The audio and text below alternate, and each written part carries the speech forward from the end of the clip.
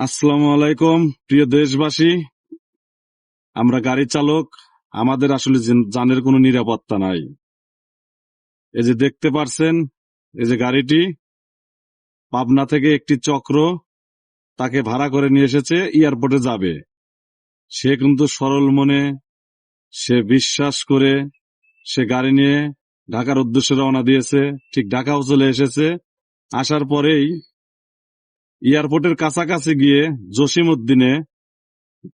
জসিমউদ্দিন নামক জায়গাতে গিয়ে যখন তার গলাতে গামছা পেঁচিয়ে এসছে, তখন সে কিন্তু বুঝতে পারছে যে আজ আমার গাড়িটাও নিয়ে যাবে, আমার জীবনটাও শেষ করে দেবে।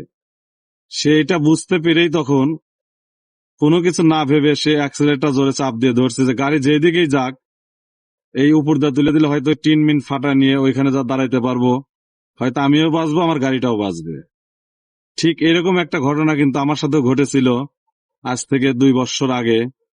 আমার গলাতে মাফলার দিয়ে মরণ দেওয়া হয়েছিল। যাই হোক, তো আমাদের জানের নিরাপত্তা কই? এই ভাইটি, সে তো সরল মনে এসেছিল যে ঢাকা যাব, এখান থেকে ঘুরে গেলে হয়তো 800-1000 টাকা পাবে।